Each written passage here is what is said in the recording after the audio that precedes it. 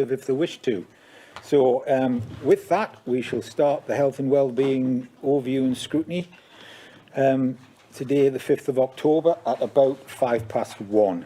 The first item on the agenda is apologies for absence. Councillor Humphrey, Chair. Councillor Humphreys. Okay, excellent, thank you.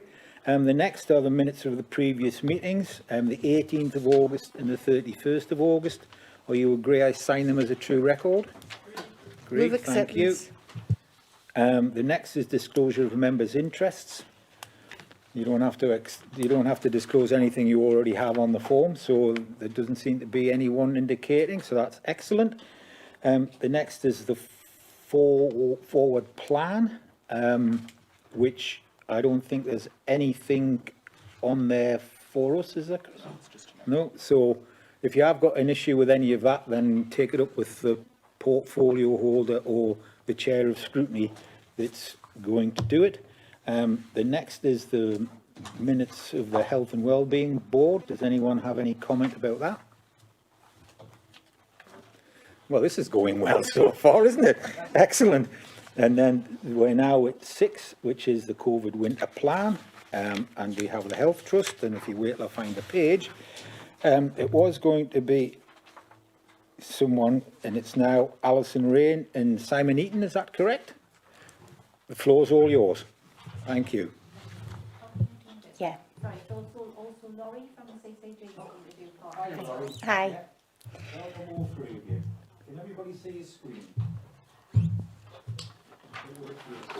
Carry on. Great, thank you. Hi everyone, I'm Laurie Robson, Senior Head of Urgent Care Commissioning from Northumberland CCG. The first part of the presentation, I'll talk through where we are with our winter planning in Northumberland and across the region. I'll then hand over to Simon and Alison to talk through the Northumbria Healthcare Plan in more detail.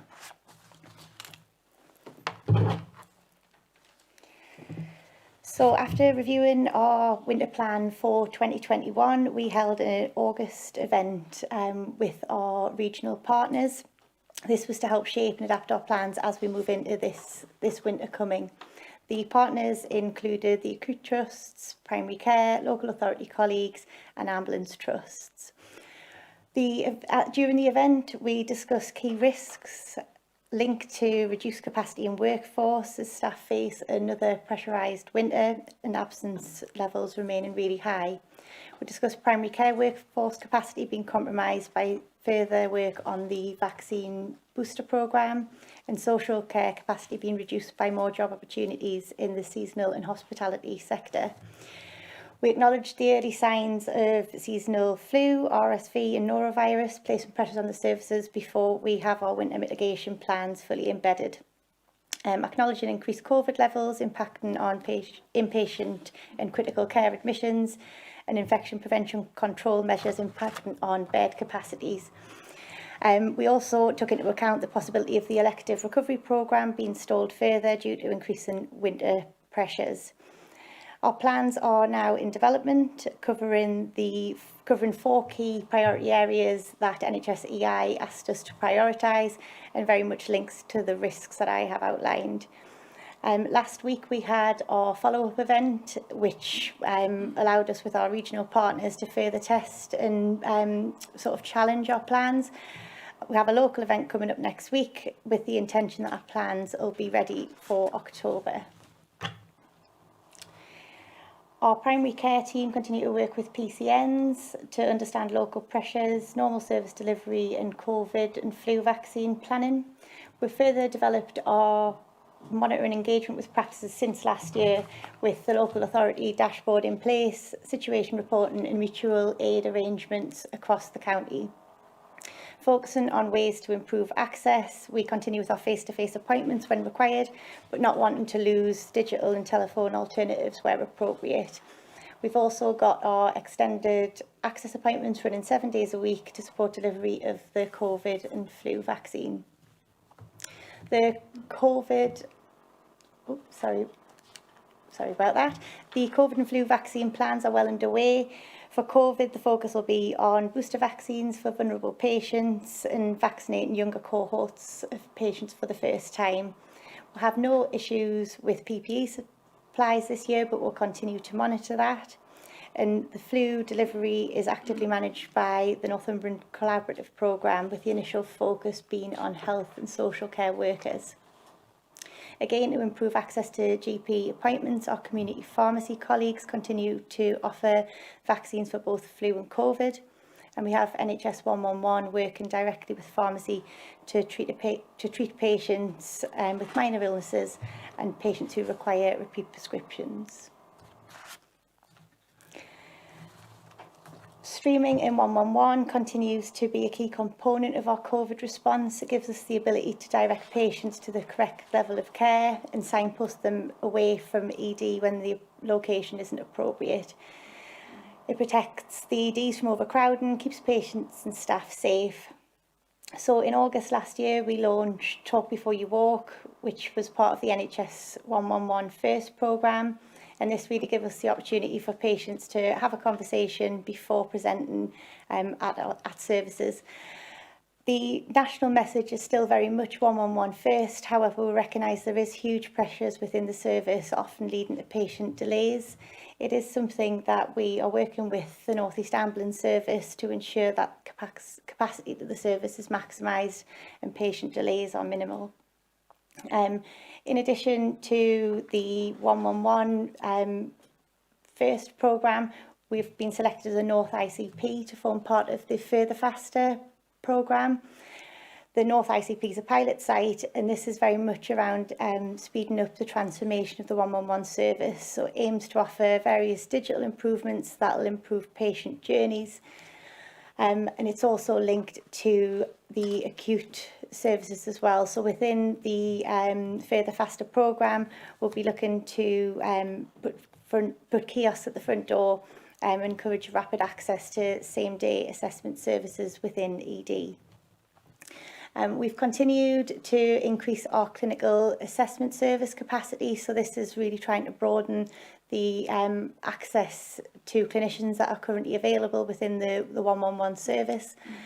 A key component of that is we've reinstated a regional COVID clinical assessment service. So this was something that was previously delivered nationally but was stood down at the end of May.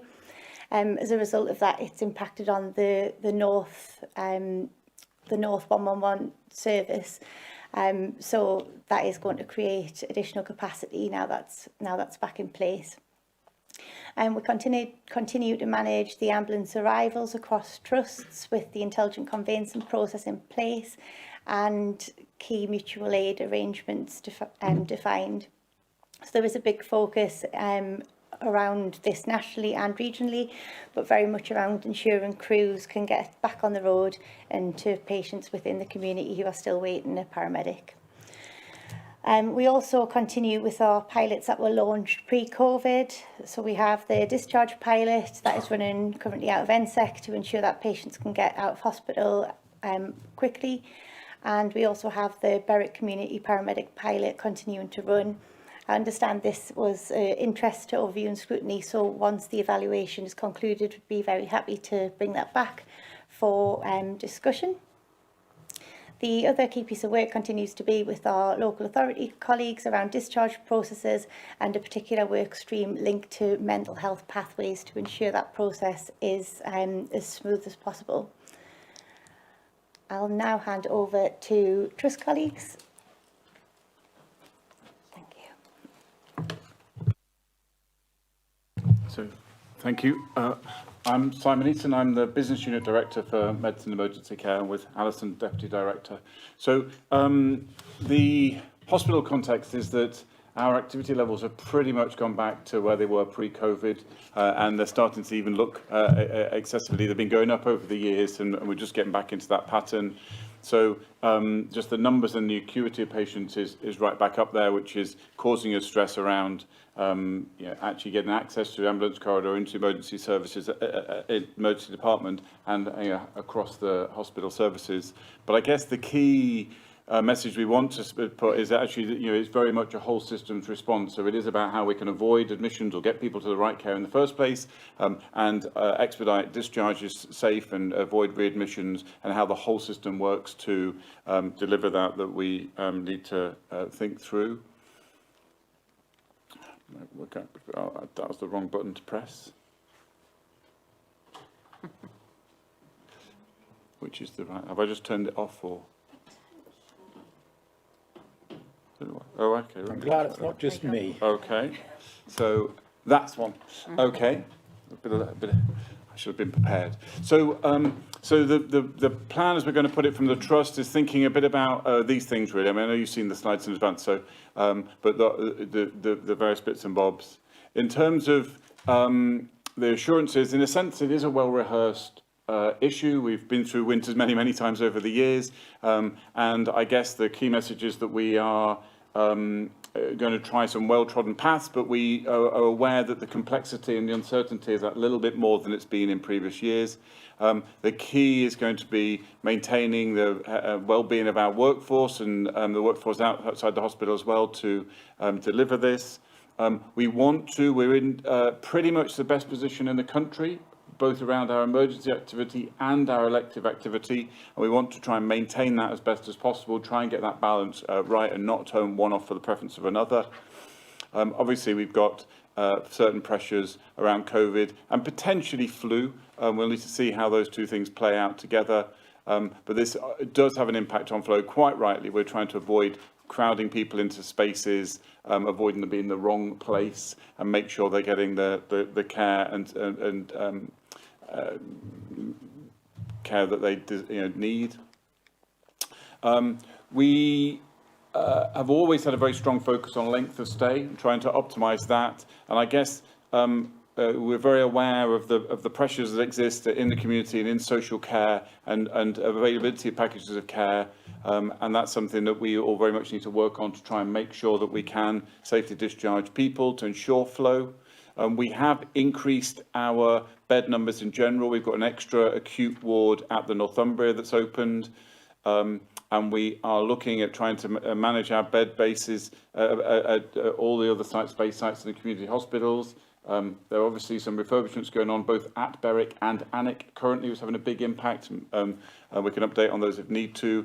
And we're also trying to do some improvements to our base site hospitals, particularly around provision of bathrooms and other accessibility to patients there, which again has a small impact on beds, as well as things like outbreaks, which affect our bed base. So this is a constant moving feast, and we're doing everything we can to minimise and mitigate that, as well as other activities to try and improve things. We've also always had a bit of a contingency to potentially use elective beds in that post-Christmas period. And again, we're going to try and avoid that, but we're making a plan for what that might look like if it was necessary, using orthopaedic elective beds at Wansbeck for a short period, if that's necessary. Partly they're moving down to North Tyneside anyway for theatre refurbishment, but they're trying to maintain that activity throughout. Critical care is also a crucial component. Obviously, if you're very unwell, that's where you need to go, but also overflowing from critical care has a big impact on theatres, therefore elective activities, operations and other things. So we're trying everything we can and making sure things are in place to preserve that and make sure that we can consume that. There's some very active daily and weekly regional working to try and make sure making the best use of those provisions across the region as well. We are, as I said, very keen to protect elective work, both recovery from where we've been over the last year or so. We're getting back on top of that, but maintaining that and not losing pace on that across this winter period. Pediatrics gets very interesting because essentially we've had children that have been protected from viruses and other things over the last couple of years because they've been locked away, who are suddenly being exposed to these things, and it's causing a big problem around bronchiolitis and other things, not just in the typical very young age group, but in a year or two older, which actually they often get a lot sicker and they're more difficult to manage. So this is causing quite a lot of concern nationally, internationally. And for us in particular, we wouldn't normally look after the very sick children that go to Newcastle, but again, if they're at capacity, if we're trying to move children around, then that becomes a real stressor. And again, we're trying to plan for this and have as much contingency as we can have. We do have staff at NSEC who are capable of looking after them. It's just looking after them that's the problem. And then speaking on behalf of our colleagues in the community business unit, again, people are very aware of the pressures that are there. The district nurses have been working extremely hard and have got more work to do with all the vaccination programmes, which are really important. Obviously, the nursing and care home market is under a huge amount of pressure, and how we support these environments to provide good care and be protected in the same way as we have done over the last couple of years is really important. We are looking to try and optimise all the things around discharge to assess, so allowing people to get home and then see how they manage at home rather than trying to protect them in the hospital until we think they're ready. And that is very successful, we know, and that's a national move as well. And use all the other beds that we've got available. A good example being the Bluebell beds in the East Riding home up the way there. As I said, that systems approach to think about external partners, how we're working with other trusts and ambulance services, the care and nursing home markets. Supply chain issues are a big issue. Just making sure we get everything we need, and there have been various things that seem to just pop up out of nowhere that all of a sudden we've run out of X or Y, which is difficult to plan for, but we're trying our best, and we haven't run out of anything yet. Linking in everywhere we can do to our colleagues in social care across the region, in primary care, all of working really hard, all of which are on pressure, all of which you wouldn't swap them for anywhere else in the country, but we need to keep it working throughout these coming months, and just trying to keep communication between us and externally about what's happening and how and why and how we can make it work better. And obviously, health and wellbeing of staff and workforce is really key to all our plans. It has been relentless over whatever timescale you want to think about. So we are just constantly trying to think about how to continue to support staff and make sure that they feel valued and are valued as part of the whole system. So, despite the first bullet point not actually being in English, the plan is being refined and does reflect what we've learned over the pandemic and all previous winters, and we're mindful of the potential differences this time. We are dependent on the whole system working well, and so we will constantly be iterating the detail and developing things, and it isn't something we can write in tablets of stone. We're just going to stay on top of things as best we can. Across the whole system, and try and keep communicating with each other and externally with the public to try and help people get the right care in the right place. So that's the slides. Excellent. I had visions of being here till 4 o'clock, so well done. You are here at 4 o'clock. Yeah. Anyway, on this subject, Richard. So that was excellent, and that reassures me certainly that we're in a good place to get through the winter. Any questions, anybody? First it's Richard Dodd, and then Isabel Hunter, then Georgina Hill and Les Bowman. Two things really. I was disturbed by the news yesterday because the start of this presentation was vaccinations, and obviously there's a lot going into that at the minute, obviously.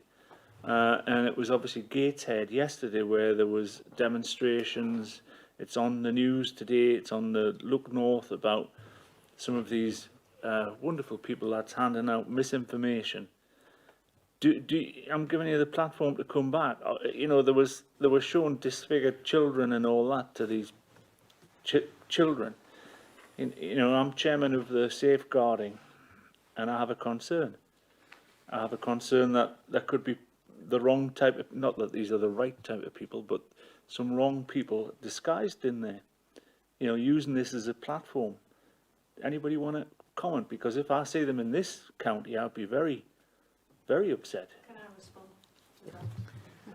Yeah, of course you can, but you need to put your mic on. Thank you. Can you hear me? Yeah. There is nationally a real movement behind the anti-vaxxers, Councillor Dogged, and we are aware that there are some schools in particular that have been, there's been anti-vaxxers standing outside of schools, not in this area as I understand it, it's in other areas of the North East, but I have also heard of teachers who have been approached or written to or sent legal letters to for daring to allow vaccination to happen on site. I'm afraid we have to ignore it and we have to plough on. People are voting with their feet, families are making decisions which based on what is right for their family, and I think based on the amount of people who have come forward in our area to get vaccinated, it shows that there's a huge degree of confidence in the vaccination programme, and long may that continue. You all right with that, Richard? Did need highlighting that when they arrive here, I think we need to be prepared if they arrive here. The other question was, something I've picked up is there's been some good things come out of this COVID, because COVID has really dominated everything we've done for the last 2 years. You know, the way you can just walk in, get an x-ray, you know, there's none of this hanging about and sort of other stuff. But the one that seems to resound in my ear from people is the difficulty in actually seeing a doctor face to face. You know, people get fobbed off on or over the phone, this and that. Is that going to change, or is that now the norm? Thank you. So I can start on it. So I think that the norm will become a mixture of telephone, video, and face-to-face consultations. I definitely would push back against the idea of telephone conversation being fobbed off. I think what the system is trying to best do is to try, both in primary care and in hospital, is to try and meet people's needs. So if it can be addressed to a telephone call, and my dad elsewhere this weekend got antibiotics after a telephone call and didn't need to queue up anywhere and just, you know, was delighted after he was worried about the queue for the calls. Afterwards, it was brilliant. His normal GP rang him up, spoke him all through it and gave him some antibiotics. So I think what we need to do is learn well, how we meet the appropriate need, rather than say we're going to do one or the other. And the other thing I would say, I'd be interested in Laurie's review as well, but I think you know, primary care is under a huge amount of pressure, but they're definitely there, and they're definitely looking to try and deliver healthcare more than they ever have done. And again, I think that some of the bad press, a bit like the anti-vaccine, we need to push it back against and represent that that isn't actually factually right, and where there is need for improvement, we absolutely need to do that. But Laurie, what you've got? Yeah, the only thing I would add to that is just following on the primary care element, and we are looking at how we can improve access within primary care.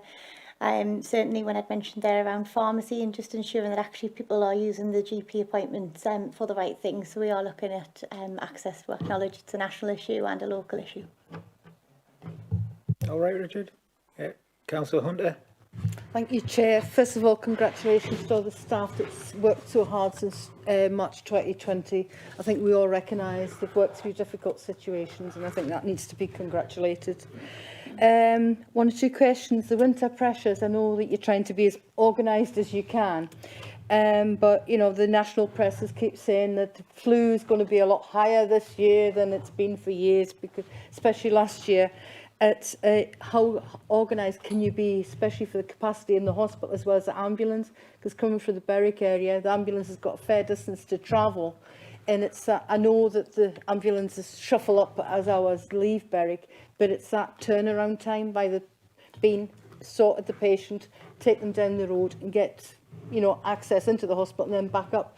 It's a long trip round for them. That's the first question. And the workforce availability for the winter, because again, they've got to keep well, and there's a lot of pressures on, can I say, staff moving to different occupations, as there's a national shortage for drivers and all different occupations. You know, if they get tempted away, ambulance drivers, to something a better financial, you know, everybody's going to look after themselves. But again, if we lose that, sort of, it has an impact on. And the final one is on the COVID at the Swan Leisure Centre. I've heard one or two concerns about people being too close together and feeling uncomfortable. And when they are in the centre, they're having to shuffle up the chairs. And some's feeling a bit uncomfortable that they don't think that maybe 5 or 6 people's maybe sat in that chair before them. So I think any questions that you could answer on them, please. Okay, so I'll answer your first two. So in preparation in relation to flu, One of the reasons flu was good last year is because we were all really, really good at wearing masks and washing our hands. So our message this year is to continue to do that, which is why in the hospital environments in particular, we are really enforcing that rule about wearing a mask and washing hands, because there's nothing actually prevents flu better than doing that. The vaccine is a second stop to that. So our message to you is tell everybody that, and hopefully flu won't be as bad. There is an indicator that flu will be difficult because none of us had it last year. So actually, you know, if you work out, say, 30% of people have it every year, the chances are 60% will have it this year if we're unlucky. So we need to just do everything we can to prevent it. We've definitely got plans in place, and some of the refurbishment work that we're doing at the base sites is to support that. So we're putting in extra bathrooms and toilets because we know there wasn't enough, and it means that also if we get an outbreak on a ward, we can close down a bay rather than a whole ward, and try and prevent footfall to reduce that. So lots of things we've learned through COVID are actually going to help us with the flu plan as well. And obviously we're also doing the flu vaccines alongside the booster, and hopefully we'll get a better uptake because everybody wants to have the booster, including health staff. And sometimes that's been a bit of a challenge for us. So we're doing them both at the same time. So if you're in for your booster, you're getting your flu at the same time. So hopefully that'll be a good thing. I absolutely acknowledge the turnaround time in relation to Berwick and things. We're also doing some work on that. And again, the community paramedic that we've been talking about has definitely prevented people from having to travel down the road. And that is part of the outcome measures that we're busy looking at. And we'll present that at a later date, hopefully, when Laurie brings that output back. So that was the first question. I've forgotten what your second question was. The question was about workplace availability. Okay, so that is a real challenge from a number of reasons. So we've got a lot of staff who've worked really hard, as you've said, since March 2020. We've got people who are struggling a little bit with stress, but we've also got lots of opportunities there because actually there are so many innovative rules have come out because of COVID that actually people have got opportunities to stay within the health remit but go into really interesting and different posts. So as organisations, all the organisations are doing a lot of work around recruitment. Northumbria itself is doing a lot of work around nurse and associate posts. So we have an internal training programme to convert healthcares into qualified nurses, which has been really successful. We're now on our third cohort of people who have just qualified through that route. I think from a medical point of view as well, we've still got a lot of people coming in. We've got our new medical students who are coming from Sunderland into Northumbria. So we have opened our doors to a wider group of people, and we're also developing a number of posts in relation to ACPs, which are nurses with extended skills, not quite doctors, but doing a lot of the role that doctors used to do before. So we've got a whole remit.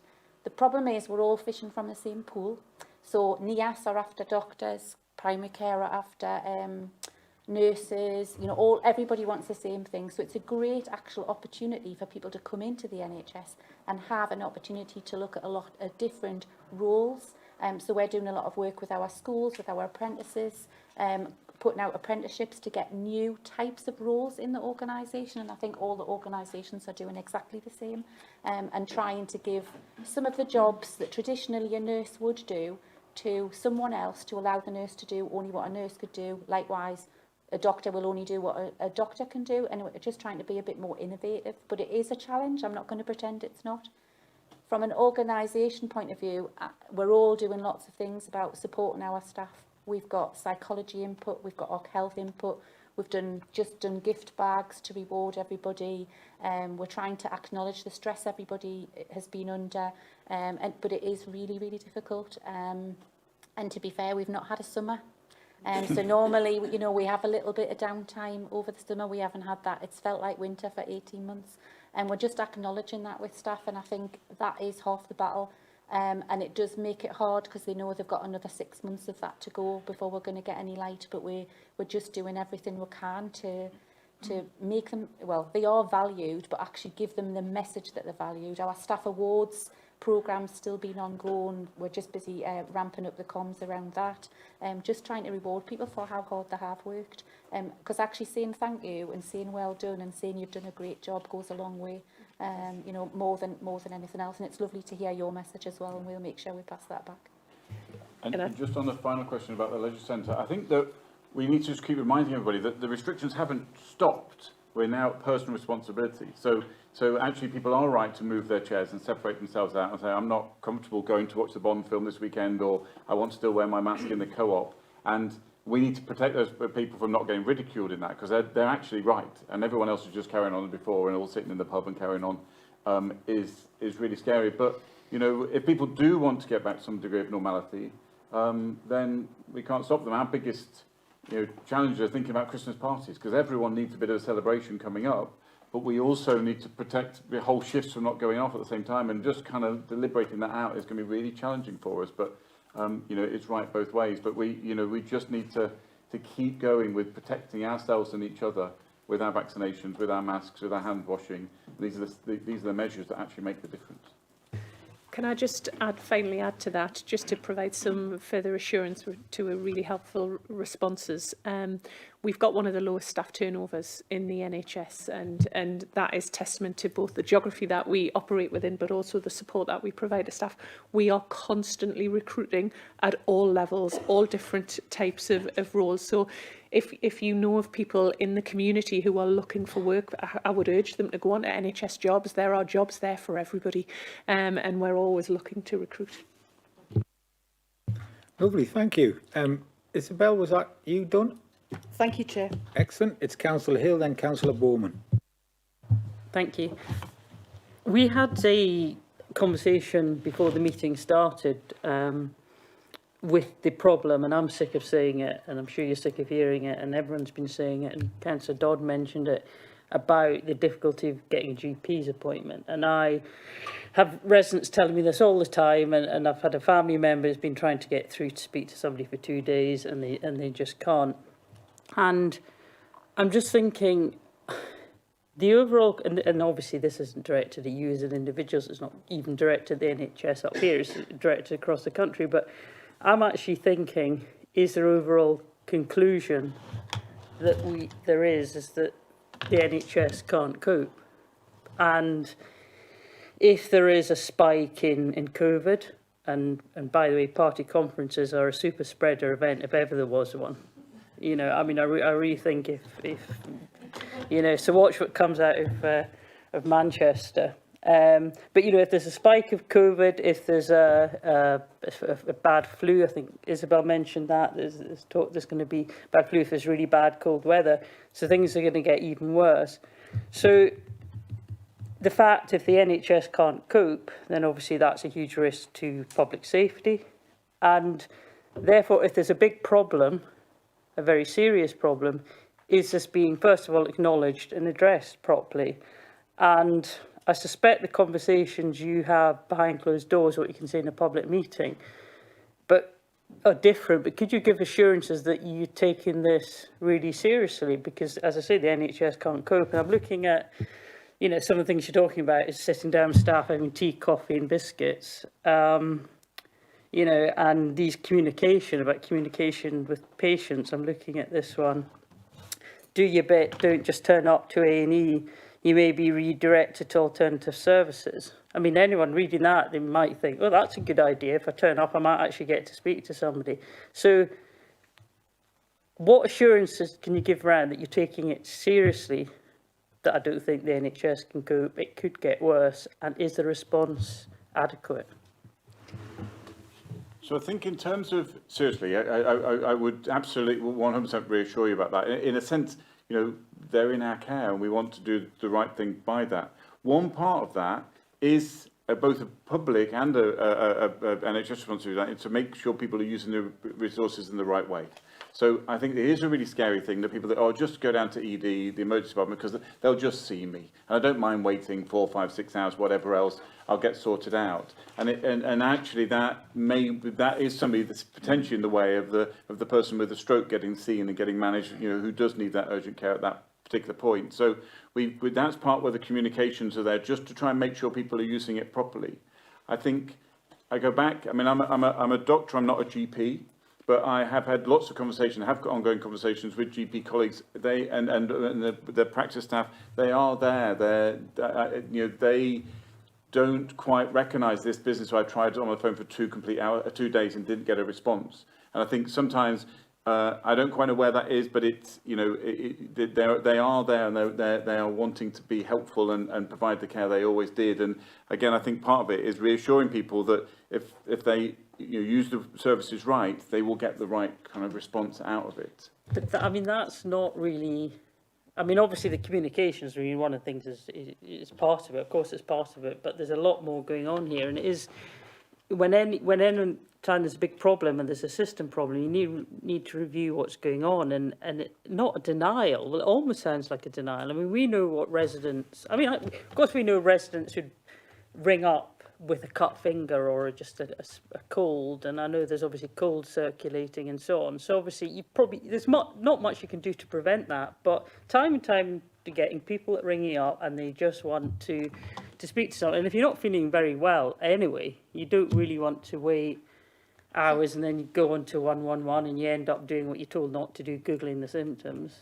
I think there's a few things on that, Councillor Hill, that I think we probably need to respond to. Firstly, around GP access, I think there's probably worth a wider discussion to be had at the next overview and scrutiny committee around the facts around GP access, because I think when you see some of the facts of the face-to-face appointments that are happening, a lot of people are actually surprised, and I think for Northumberland it would be really good to be able to show and demonstrate those facts across Northumberland, but also get some GPs in the room, because I'm conscious there are no GPs in the room at this moment in time who actually obviously know that service in and out and the pressures that are on that system. So Rachel, I don't know if you would agree, but I think it's probably appropriate to get some GPs to agree to that. On your wider point around assurance around what we're doing, just to let you know, from a Northumbria healthcare point of view, this has been to board, this has got the highest level of assurance and oversight on from a plan point of view. We do not know what's coming down the line. Nobody can guess what really is coming down the line, just like we didn't know what was coming down the line at the time when COVID hit. But what we can say is, if anybody's going to deal with it, Northumbria is. We've got a track record of being able to plan really well, adapt to plans as and when we need to, and actually our figures about being one of the best performing NHS trusts in the country demonstrates that too. But we will come back and we will update you on our performance. We will keep you regularly updated on any of the challenges that we see dealing with the system, and also if there are any performance issues on that point. And just to add to that, we don't work on our own. So we offer mutual aid, we receive mutual aid across the system. Yeah. So if one of our partners, so whether it's NIAS, Newcastle, Gateshead are struggling, we work as a system to try and support them. So we would never see one part of the system fail, because we know that impact would knock on everybody. So there's regular system calls. At the minute, I think they're weekly or fortnightly at the minute, because we're not in escalation. But when we're in escalation, they're daily, so that we can support each other and try and work as that wider system to make sure we're supporting gaps or a pressure in a particular practice. Or I mean, we accept there's a big problem with resources, but it's just, do you accept that there is a huge problem with people getting GP's appointment? I'm sure, people are lucky enough and then the appointments get filled up straight away that day, and then the GPs are like, oh, I've got a full day, and absolutely working flat out. But then there's all these other people that are trying to ring up and they can't get hold of you. Never mind the people thinking as well, last time I tried, I couldn't get through, and I'm hearing my neighbour and my sister and so on, they couldn't get through, so I'm not even going to bother now. And I think it depends on the area you're living in. I got a GP appointment and a face-to-face appointment, no problem whatsoever, and was able to see a GP appointment. That's why I think it's really important for people to come back here just to position exactly what's happening in Northumberland, because as a trust, we can't really comment from a GP point of view, and it would be inappropriate for us to comment, because we would just give you the experience that we're seeing. But I think it would be important for the CCG to come and present, and maybe even some of the PCN leaders to present the position from a GP access point of view. Before you start again, Georgie, I didn't, if that came across oddly, it wasn't meant to. Names, Yeah, no, sorry, it's Rachel Mitchison from the CCG. Yeah, no. Yeah, no, that's fine. So yeah, no, I think Claire's absolutely right, and I'm very happy to look at that coming forward. We are doing some real engagement on access as well to really understand what the issue is from the public, and I think it might be timely if we wait for that so that we can bring that back, and then we'll have a more rounded solution to it. But I do know there are issues, and we're looking at that. I know, Kath, you raised an issue about your particular practice, and we have actually arranged for a conversation with the practice to have a look at that. So again, we could pull that in, and I am more than happy to pick up any particular patient concerns and look at that if that helps in the meantime. Oh.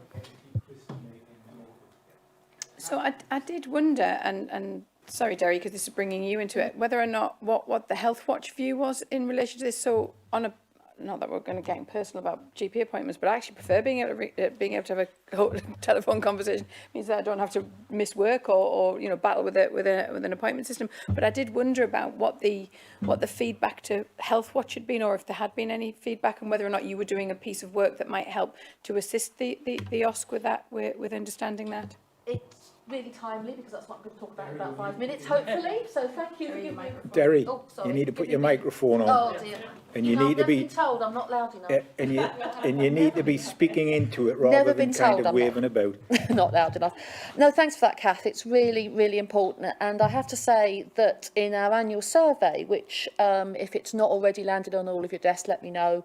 We've just produced the results of that. GP access was the biggest issue that came out of it.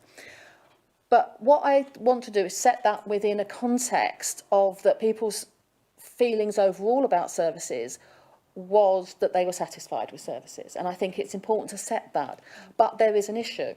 But where, and I think Councillor Hill brought this up very well, is that there's two tracks going on. There's the actual experience that people are experiencing and what they're feeling about what they can or can't get through primary care. But there's also, as we know, the perception of what's happening. And I think those two things are feeding into each other. And I think the work that Rachel mentioned about the engagement, which we're involved with the CCG, is really important, because what I think, and I've just noted this down on to talk about later, but what needs to happen around this is a big conversation.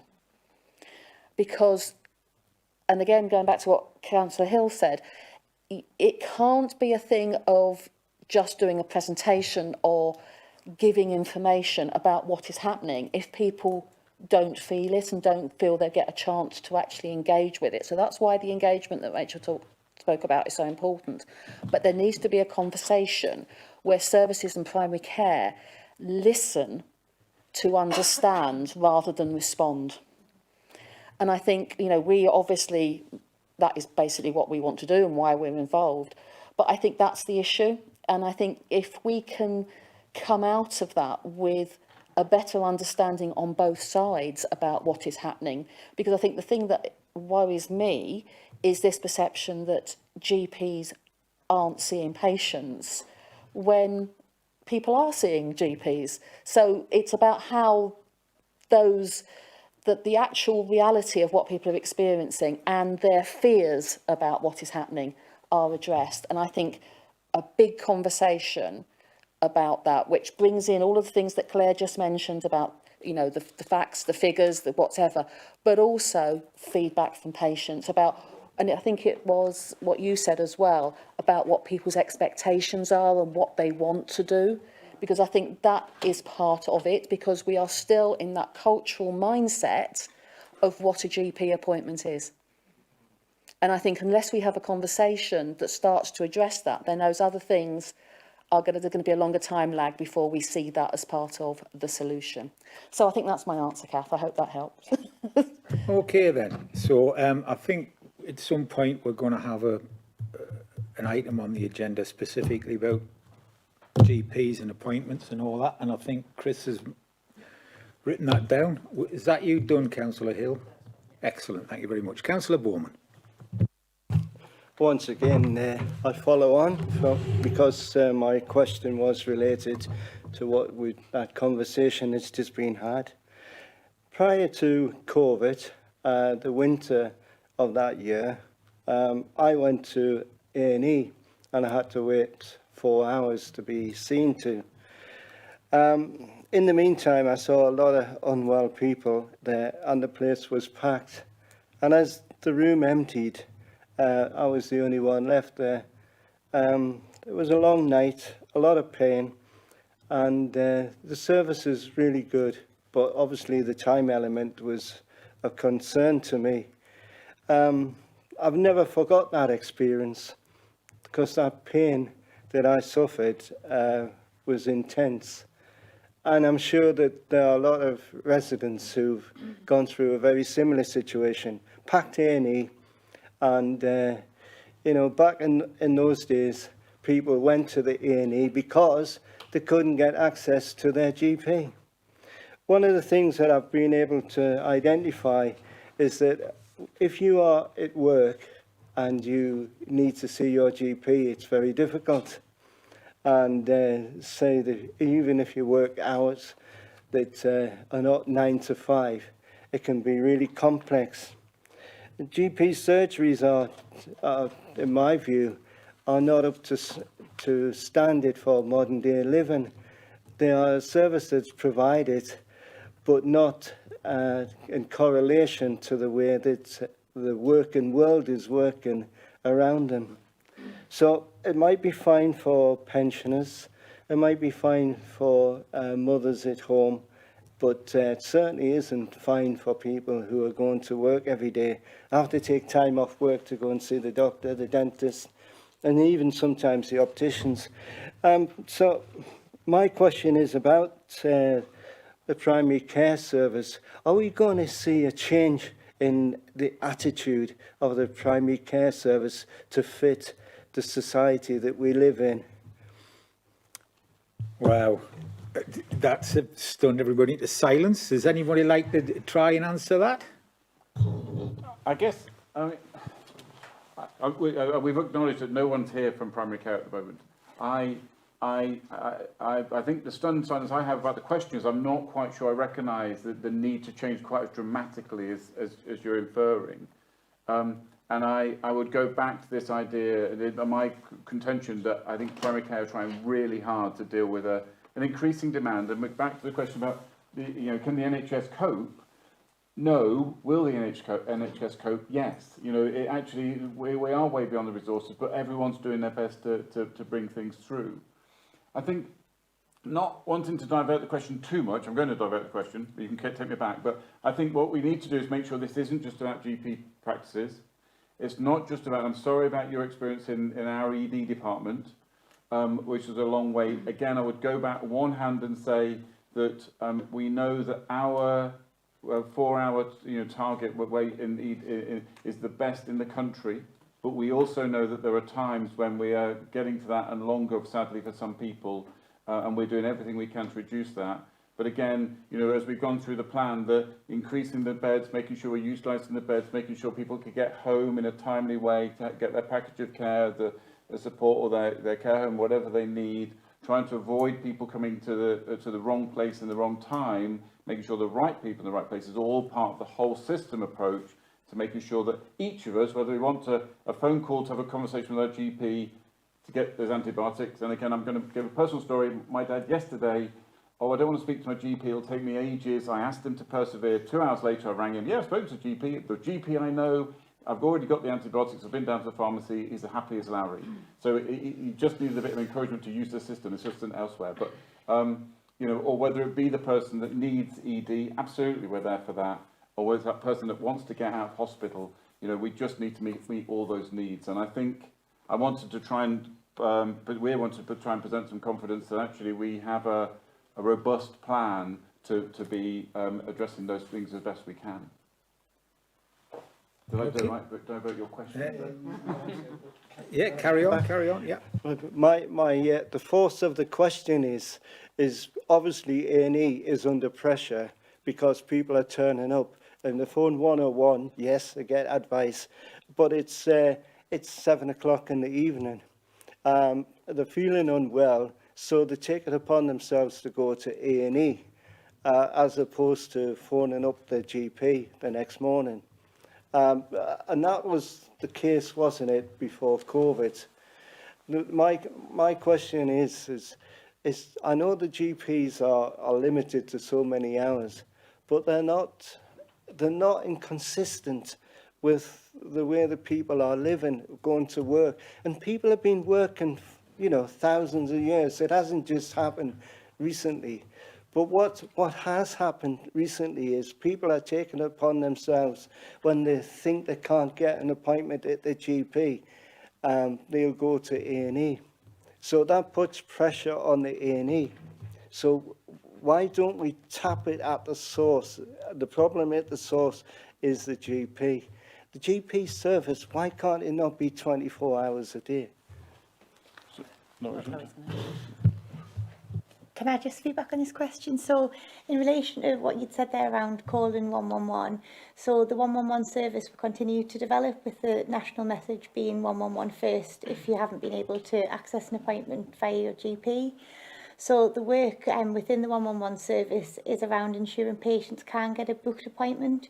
So when you'd mentioned there around the GP practices being closed at 5, we've got a range of extended access appointments available to people who may be at work, and 111's able to physically book the patient into those slots. Also the message from 111 was if the patient was just sort of the outcome of the conversation was to speak to the GP the next day, they're always given the message to call back if their symptoms worsen, and at which point then 111 would be able to refer them into a service that was open. Certainly the message wouldn't be go to ED if that wasn't appropriate for the patient. It wouldn't be the best place for the patient to be, and certainly would increase the pressures within the ED department, as you've mentioned.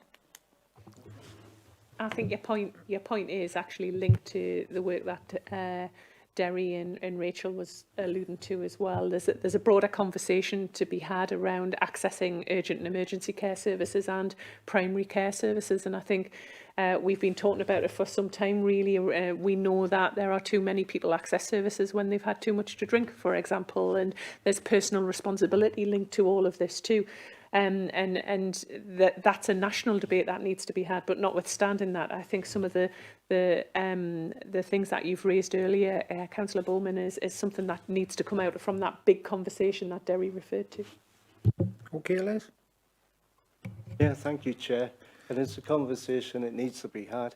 Thank you. Well, I think it's going to start here short in the next couple of meetings, I would imagine. Okay then, thank you all very much. If that's was done on that, we shall move on. Thank you for coming. I do appreciate it. You can stay if you wish, but I know what you're like.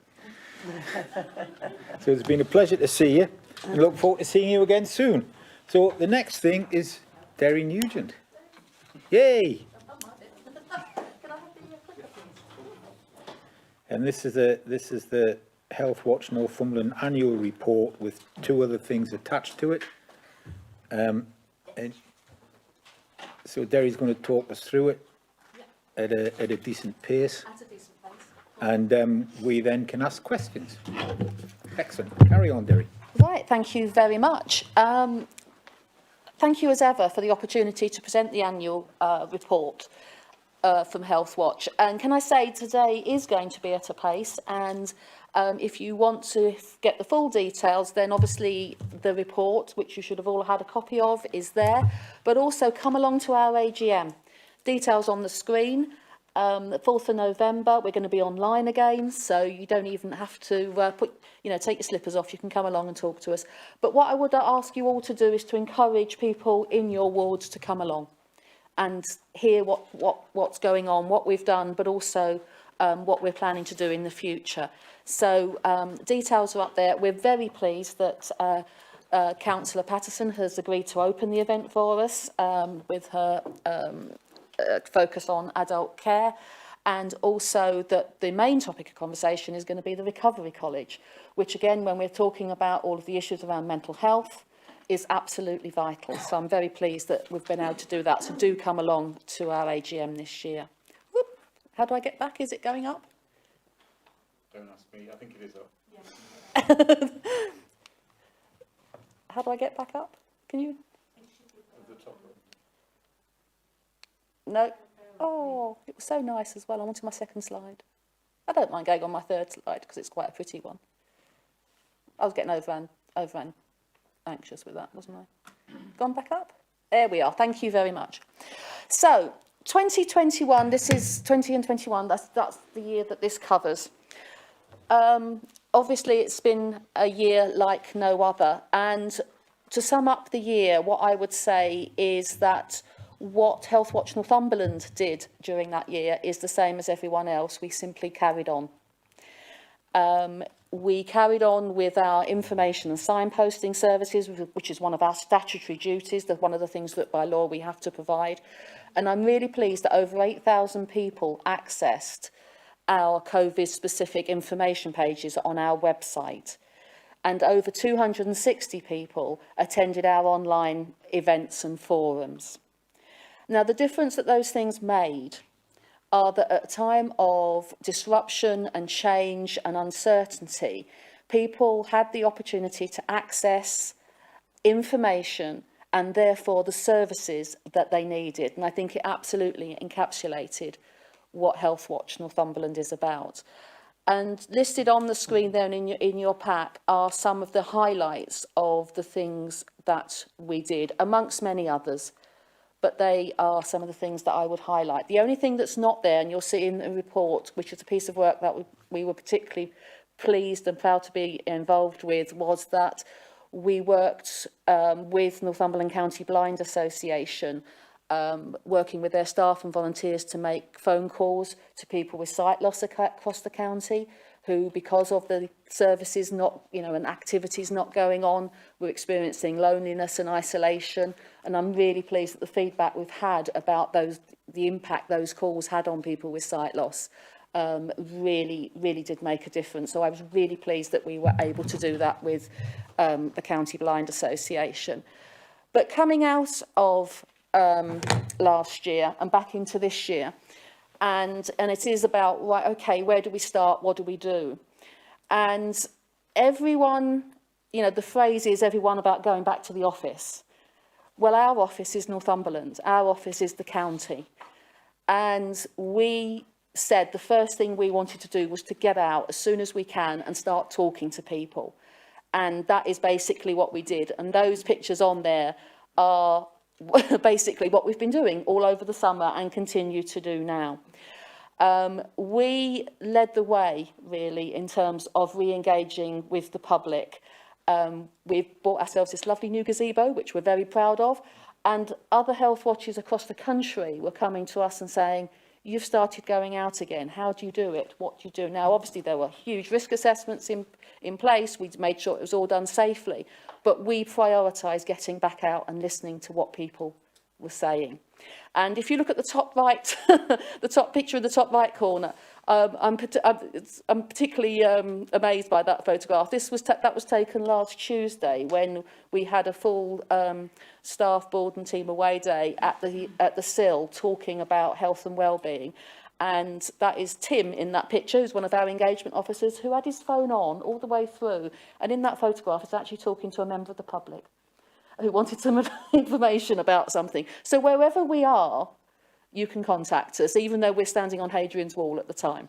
So, as I say, our office is the county, and I was very pleased that we were able to get out and do that. So the reason we were out is because we wanted to do our annual survey, and we ummed and ahed about it. Is this the right time? Are people going to be over-surveyed, basically? But we thought it was important to listen, to understand what people were experiencing and the feeling they had about health and social care services. As I said earlier, the thing I would pick out of that is that the 67% satisfaction rate. We've asked this same question over the last 4 years, and that is holding steady. It is that overall, when people consider generally how they feel about health and social care services in the county, 67% of them are either satisfied or very satisfied. And if you've heard me do this speech previous years, you'll know that's about the same. So again, I think that's testament to what services have actually been able to do. Able to extend the reach of it, of the survey this year. The numbers were lower than last year, but the reach was better. So I was really pleased about that. And we focused on some areas where we've had cold spots in the past, and we did some direct mailing into those areas, which we think has, again, was quite innovative, and other health watchers have been quite keen to find out about that. But we think that helped get the response rate up. And where we think it really got the response rate up is that we heard from more men this year. And traditionally, that's been an issue, but we've heard from more men this year, so we were quite pleased on that. But again, and I think my next point really is about what we've been talking about for the earlier. It's what we heard was both experience and concerns. So we were hearing what people had actually happened to them, but also what their concerns were about services. That they were concerned about what would happen as we came out of the pandemic, but also of what they thought was happening or might not happen. So I think that again that's a really important learning point from the survey. So where we've got to then, because the point of doing the survey is to hear, to listen, to understand what's going on, but also to help us set some priorities for the year ahead. So what we've heard around social care are those things there, and the things that you would expect, things that we know that people have said nationally as well as locally. We're about to, we've just finished the research phase of a piece of work around home care services, which we'll obviously be sharing with Kath and her colleagues in due course. And I think that's going to be a really important piece of work, because again, I think what people want in terms of support to stay independent is going to be really, really important, and that will form part of it. The thing that came out of the survey about healthcare, we've heard about GPs, we're not going to rehearse that again. You know, my view is let's do the big conversation. But the other big concern was dentists. And again, I'm sure that people are hearing that. And again, we know that's not a Northumberland issue, that's a system issue, and we will probably be doing a piece of work with Healthwatches in other areas around that, where people are finding it difficult or finding that their services have changed. So we will be doing about that. And again, the recovery of cancer services was also a concern. And again, I would put that under the concern rather than experience at this stage.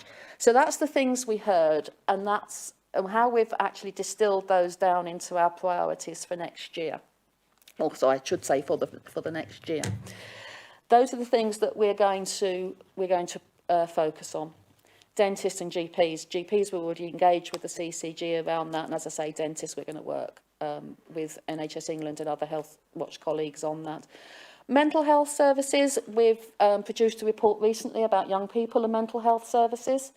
And I know from a conversation with Councillor Hunter earlier that there are some developments around that which I think we will want to hear about. So that we will definitely be in listening mode still about mental health services. And we will also be doing some work around sight loss. Because again, coming out of 2 pieces of work we did last year, understanding people who have sight loss and the experiences they have across a range of services is is something that's going to come to the top of the agenda. What we've not prioritised in health services is cancer services, because again, if you look at the report, the full report about the annual survey, we've put that in the context of where services are at the moment. And with the performance that services are in Northumbria, we'll keep a watch on it. Obviously, we'll monitor statistics and we'll monitor performance and all of those things, and we'll gather experience and all of those things. But at the moment, we're not. It's not one of our priority services. Again, you know, it's up to the public of what they come back to us as to if that changes. Social care, we will continue to work the work around care homes. Again, dementia services were one of the things that people were most concerned about. We've had an online forum during the pandemic, and we are continuing that. And that's for both relatives and people in care homes, if they can engage with that. And when we can, we are going to offer our enter and view powers to care services within the county as something to help them if they are interested in developing their services and would like an independent input into that. So we're offering that as a service out there. Our other major priority, our other strategic priority is communication, and I've given you all copies of our Here to Hear leaflet. Basically, what we'll be doing is we'll be in 5 places every month. We're in the 2nd month of that, and it's going really well. People seem to appreciate that. Now, I know I've already had people on the phone going, it's all very well, Derry, but why aren't you in my ward? Why aren't you in my area? We will keep this under review, but these are the first places we're going to be for at least 6 months. The last point is that, on a much bigger scale, is that we are working with other health watches across the North East and North Cumbria to ensure that patient and service user voice is heard within the developing integrated care system. It's an issue which has come to this committee and the Health and Wellbeing Board over a number of years, but it's a serious issue. As service structures change, then what the people who receive those services think about it is the most important thing from our perspective. So we're really working with Claire to ensure that that patient and service user voice gets heard. So that's it. Was that quick enough? That was fantastic, Derry, knowing you from all. Yeah, it was great. Anyway, any questions? We'll start with Councillor Hill and then Councillor Hunter. Thank you. Just on page 6 of the annual report? Of your report, the highlights from our year. Oh, yeah. Just the breakdown of figures from people who've engaged. We've heard from 250 people, provided advice and information to 286. We engaged with and support 100 people during COVID. Are these the same people, these different people? So is the engagement around 600 people, or is it some of these people have provided feedback and contacted you and included in both figures? Most of our contacts are one-offs, unless it's forums where, like the home care forum, sorry, the care home forums, there's been some new people each time, but some repeat people. But for our information and advice, it's information and signposting. It's usually they come to us for information, we provide it, and then. And the people that come to the gazebos included in these figures. Yes, yeah. Because I mean, sorry, the annual survey isn't included in the figures because it was done after this report. Because I mean, as just mentioned earlier, obviously we get a lot of residents' feedback, and obviously, you know, obviously the whole area. And I suppose what strikes me is the figures don't seem that high. Yeah. So, and could you just tell us a bit more about how you're looking to, and I know it's part of your strategic objective, to improve the communication and opportunities for people to respond? Yeah. Again, I think it's as I was saying, it's about taking it across the piece. So it's about, what we try not to do is that double counting. So we try to make sure that if someone's coming to us, that we count them and we don't count them again. But the biggest thing that we face is getting the flow of people to us. So people who, you know, if people touch our web page, they may or may not contact us. But those 8,000 people who visited the COVID pages were still helped by Healthwatch Northumberland. So it's about taking it across the piece rather than saying, and I think I agree with you. I was a bit surprised when I saw the figures. I thought, oh, we must have missed someone here. But I think it's because we were trying to be not disingenuous with the figures. Oh, I mean, that's fine. I just think, I mean, if you were to look at the here from 250 people, divide that by the funding. You know, so I mean, obviously you want to always make the case for you engaging, and I think there must be ways that you can, because people are interested in this. It's not like you're trying to engage with people a very minority issue. This is a huge issue. So I don't know, but I'm sure you could increase those numbers a lot. Yeah, and the seven, you know, as I say, the 8,264, the 700 who engage with the annual survey, all of that. Yeah, absolutely. It's trying to get a picture across the piece, isn't it? Yeah, is that okay? Yeah. Councillor Hunter. Thank you. It's on the young people in the mental health situation. Yes, you've identified them as 13 onwards. but what is actually coming out in the schools is some of the first schools are identifying mental health issues that's affected their learning through COVID. So the schools are having to deal with that before they can get them back onto stream with that. So I think we need to recognise that that actually goes down to possibly even as far down as nursery, as to what effects COVID's had on these children, and could be long-term effects. No, I agree, and I think it's how we, and as picking up on Councillor Hill's, it's how we capture that information. So because, you know, obviously, you know, Kate O'Brien and her team will probably want to hear about how mental health services, you know, what the real demand for mental health services is across the age ranges, isn't it? So how do we get that information out of parents? I think, well, I can say that in the school that I'm chair of governors of, they do have a support group that they fund. Excellent. 2 days a week, and I think there'll be other schools that's doing similar, but I think it's neat to capture that information and work with the education as well. Thank you. Thanks for that, Isabel. Councillor Bowman? I kind of continue about mental health. You know, when you do the survey, are you allowed to ask about their family income? Has poverty got any relation to their mental health needs in the sense that it has caused extra stress on the family or the individual? Are you allowed to ask those sort of questions?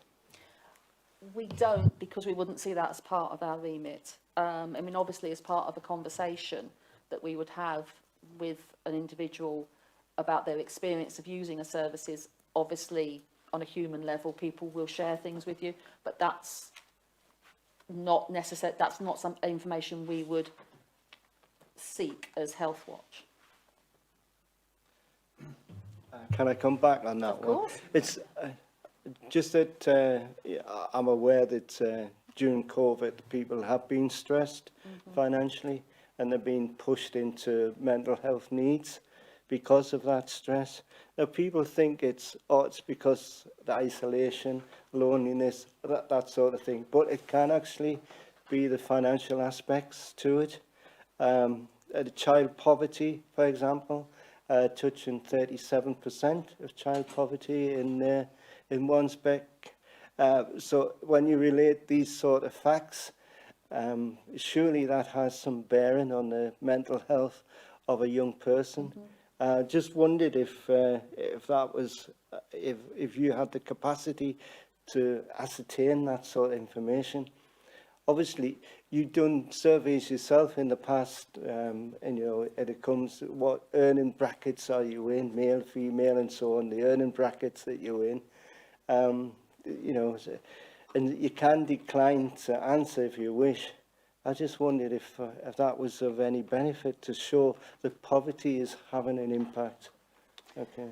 As I say, I think I would need to take a very long, hard think about how that fits with the Healthwatch remit, because our remit by law is quite defined, and I'm not going to take us outside of that. But to be honest, it's something I've probably not given that much thought to. Maybe that is something, but as I say, at the moment, my gut reaction to it is I think that's probably on the edge of what we're here to do. Councillor Bowman, I think maybe that's something that Liz Morgan could help with, or some of the epidemiologists around. They do a huge amount of work across the health system around the background of people accessing services or not accessing services, the barriers to access, and I just wonder if there's a broader briefing to be created on that. Okay, Kath McAvoy Carr, I missed you before. You did. Has Sorry, the I was moment waving passed, profusely, and I'm easy to miss. I know. Has the moment passed, or are No, you... it has not. All right, well, carry on then. Good grief. It was just in response to something that Councillor Hunter was saying there. I think we've done an awful lot of work for our schools or with our young people over the last year to 18 months to identify support services for children who have got issues in relation to COVID. I think the important thing to remember is differentiating between what's a mental health issue and what is an emotional you know, resilience issue that young people have to deal with on a daily basis, and I'm keen that we actually get those messages very clearly. So the support group that you are talking about is really useful, because that helps to deal with emotional resilience. But the mental health issues, we do need to think about the offer and the resources that we've got available. And we talk about mental health and emotional resilience as being interchangeable. One can lead to the other, obviously, but I think it's important that we understand that, because there are an awful lot of resources out there currently. I would never argue that there was enough resources or over above, but we need to be sure that we are targeting our children to the right direction, because our mental health services deal with those young people who have got significant mental health services, and we need to help to stop those children reaching that point, really. So that was my only point.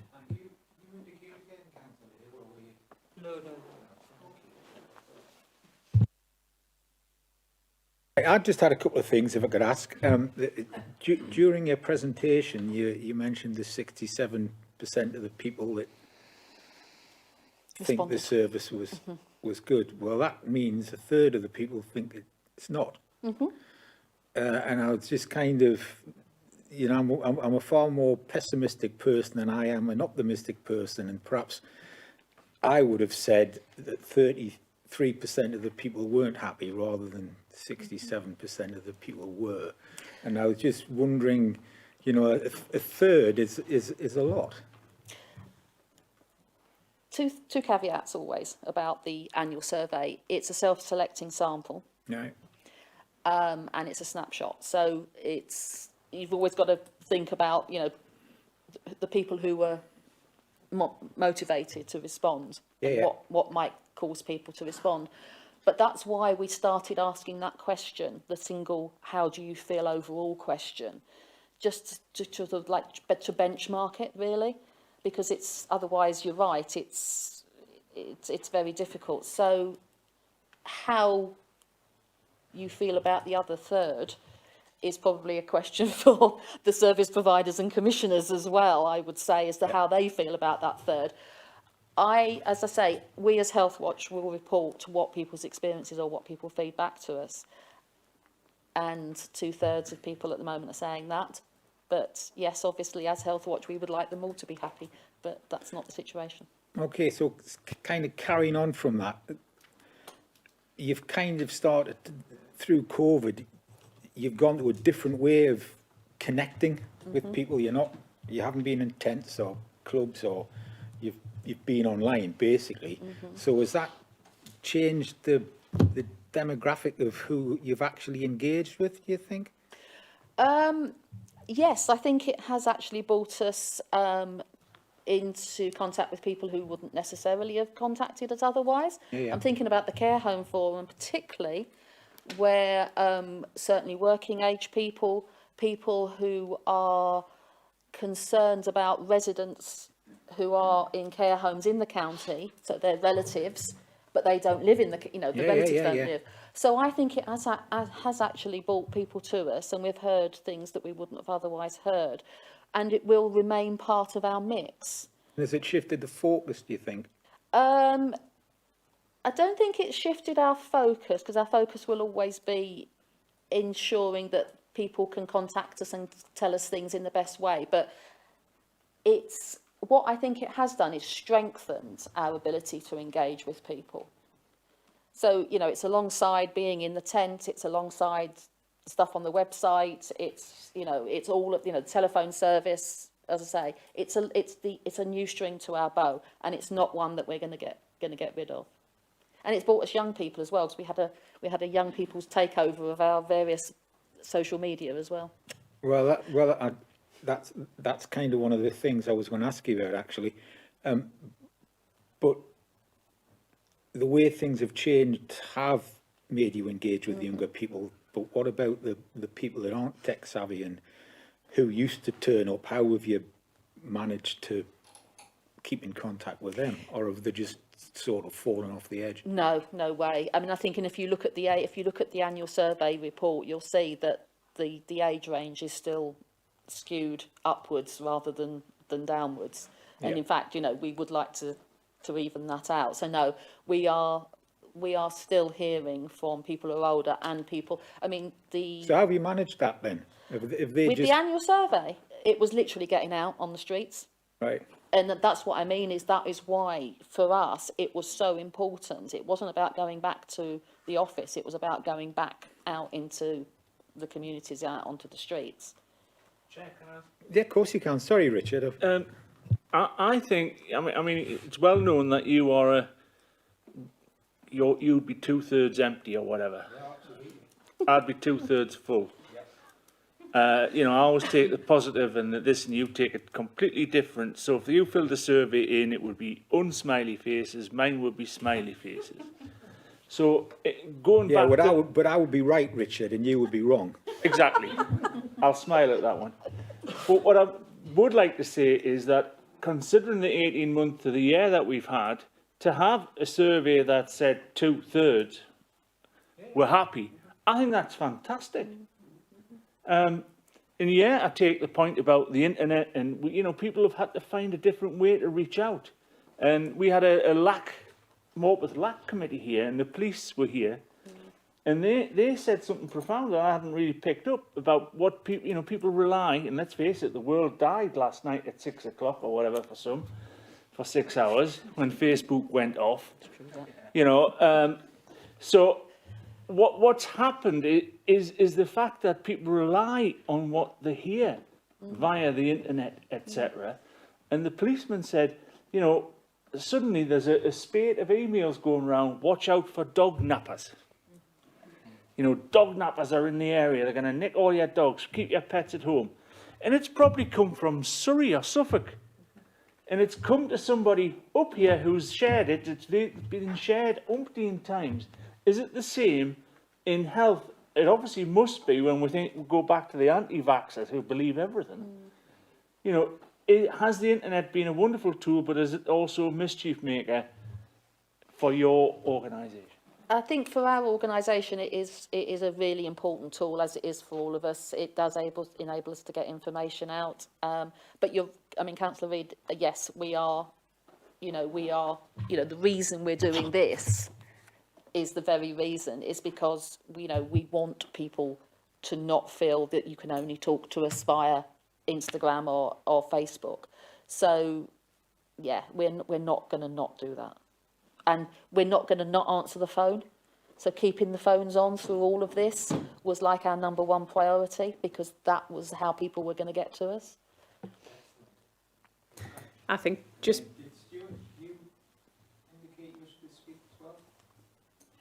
Simon. Just a few points, just picking up on Councillor Dodd's point there around the impact of something that happens further down south. Yes, we definitely have to counteract some of the nonsense that is put on social media, and we do that and track that on a daily basis. But what I will say from a Healthwatch point of view, Healthwatch have got a really difficult job because actually they're competing with a number of different routes for people to give or provide feedback on how they've either accessed health services or what their perception is of the health service. And we speak to thousands, in excess of 50,000 people every single year about their experience. We also track perceptions of health service too. And again, we're speaking to thousands of people through that. So the difficulty is around statistics, isn't it? And the validity of the statistics that are coming through. And when you're speaking to a couple of hundred people, it's really difficult to deduce some real statistics from that, although if you triangulate it with other available information, it could be a helpful indicator either of a positive or a negative. And I think the more we can work together, and we do work really, really well together, but I think the Healthwatch come into their own when there is an issue. So whether or not it's a GP practice issue, whether or not you're changing services, the relationships that they can develop on the ground and support that as well, and really highlight issues to the health service is really, really helpful. It's just the difficulty is that competing of whether or not it's PALS, whether or not it's the health service asking the question, or whether it's Healthwatch. There's a real competition of feedback there. Sorry, I'm Simon, that's what confused me. But it's all right, it's all right. So I'm quite amazed I actually got the first letter correct, because Councillor Bowman will tell you I've known him for goodness knows how many years, and I just forgot his name the other day, like Rebecca. So anyway, carry. And it was headlined as being Bijou, so I'm not, it's me. But, so I was just going to say the same thing as Claire, really. I think that I'm definitely not proud of a 67% satisfaction rate. And I would say that, most of the time that we're measuring across our organisation, across different services, we get much higher than that, thank goodness. But I think, turning it the other way around, if it's 50 people that have had a negative story, we need to hear those stories and understand them. And then adapt our services. And I think it's having a forum to hear those stories outside of the, oh, well, you came to our organisation, what do you think of us?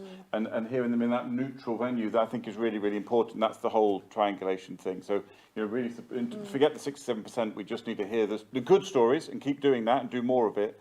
And the tricky stories and work on how we're going to improve those for the future. And what is helpful, Derry provides us with a quarterly report on these issues, and they actually go to our exec management team on a regular basis, so we hear that feedback all the time. Excellent. Can I just check? You should all get our quarterly report if you're not getting well, it. I've had mine. Yeah. If you're not, you will be. Yeah, got it. Yeah. So before I misname anyone else, does anybody wish to add to that, or are we done? And thank Derry for the contribution, which was, as ever, very interesting. Okay, so the next thing we have, I think Chris is going to talk about the work programme. Yeah, thanks, Chair. There's been a couple of changes to the work programme since it was published with the agenda, namely in that in November we'll have a COVID and vaccination update, just to give the latest on COVID figures in the vaccination programme going into winter. And following Councillor Bowman's request, I think at the last meeting or maybe the meeting before, I've agreed with the CCG that the end-of-life strategy can be presented in February. Following the dissolution of the partnership agreement, the committee agreed that they would like to see some sort of feedback or review 6 to 9 months down the line. So we've scheduled that in for March. And obviously, I'll pick up the GP access presentation with Rachel after the meeting, and we'll get that programmed in. Okay, excellent. Derry. Can I just pick up on Of course you can. Just say with the end of life report, we are actually in the middle of doing the focus groups around the end of life report, so that report will include what we find out from the public. Excellent. Great. So with that being said, I have not been notified of any urgent business. So we then move on to the date and time of next meeting, which is Tuesday, the 2nd of November, 1 o'clock. I look forward to seeing you all then. And perhaps we should get some more name badges made and get me a better pair of glasses or something.